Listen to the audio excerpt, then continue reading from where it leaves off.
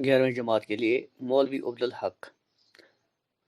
बाबाई उर्दू मौलवी अब्दुल हक हापुड़ ज़िला मेरठ में 1870 ईस्वी में पैदा हुए। इब्तदाई तालीम मुकामी तौर पर हासिल करने के बाद अलीगढ़ कॉलेज से BA पास किया।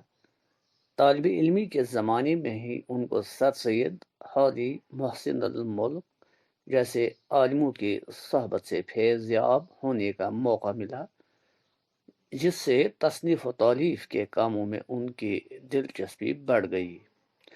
हैदराबाद में मुदर्रिस के अहदे पर फाइज हुए, फिर तरक्की करते करते इंस्पेक्टर मदारिस बन गए।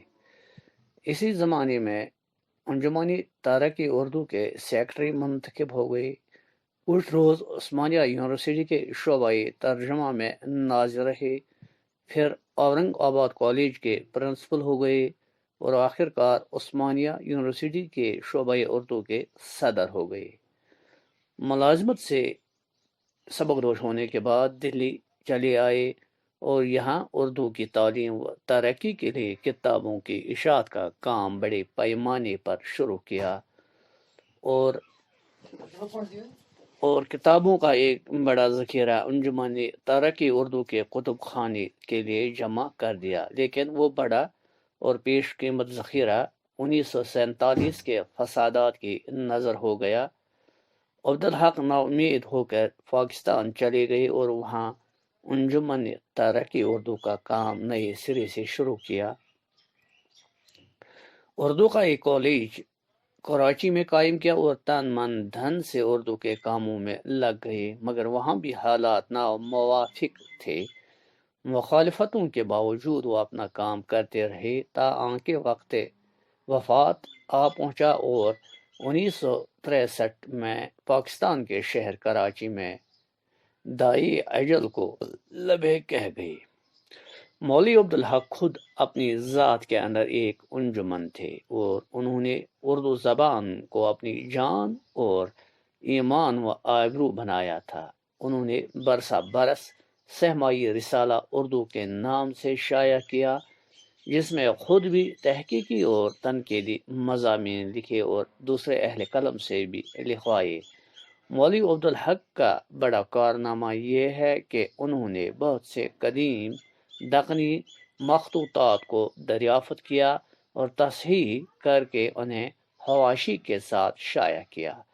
अगरचे अब्दुल हक की कोई मुस्तक़ल और मबसूत किताब शाया नहीं हुई है, ताहम जो दिवाचे तकारीज़ और पेश लफ्ज़ उन्होंने मुख्तलिफ किताबों के लिए तहरीर किए हैं, वो 2 जल्दों में खुतबात अब्दुल हक के नाम से शाया हो चुके हैं। इसके अलावा उन्होंने बहुत सारे तहकीकी व तनकीदी मज़ामीन भी लिखे हैं।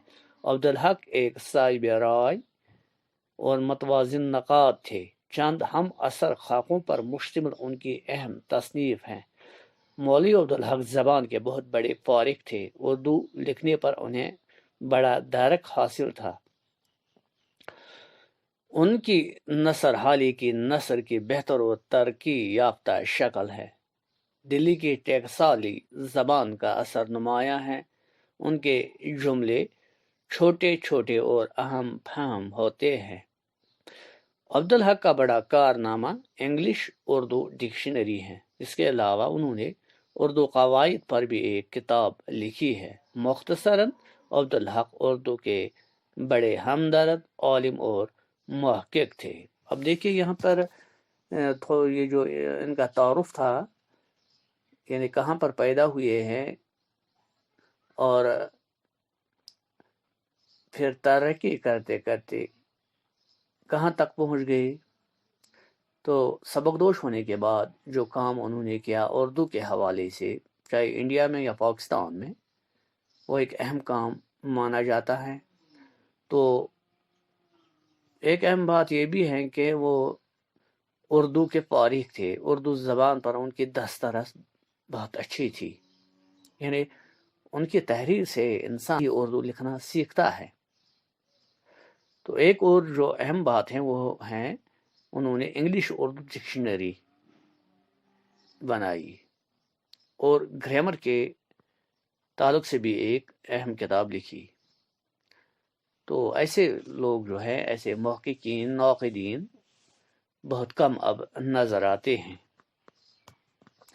ان کا سبب گتڑی کا لال نور خان، جو ایک خاکہ ہے نور خان کے حوالے سے، تو اس کے بارے میں بعد میں ہم پڑھیں گے۔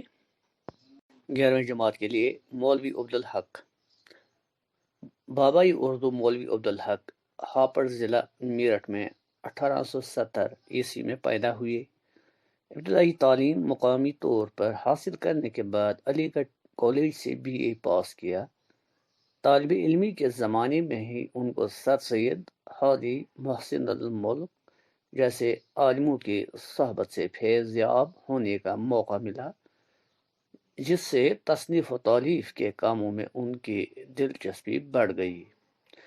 حیدرآباد میں مدرس کے عہدے پر فائز ہوئے، پھر ترقی کرتے کرتے انسپکٹر مدارس بن گئے۔ اسی زمانے میں انجمن ترقی اردو کے سیکرٹری منتخب ہو گئے۔ کچھ روز عثمانیہ یونیورسٹی کے شعبہ ترجمہ میں ناظر رہے، پھر اورنگ آباد کالج کے پرنسپل ہو گئے اور آخر کار عثمانیہ یونیورسٹی کے شعبہ اردو کے صدر ہو گئے۔ ملازمت سے سبق دوش ہونے کے بعد دلی چلے آئے اور یہاں اردو کی تعلیم و ترقی کے لیے کتابوں کی اشاعت کا کام بڑے پیمانے پر شروع کیا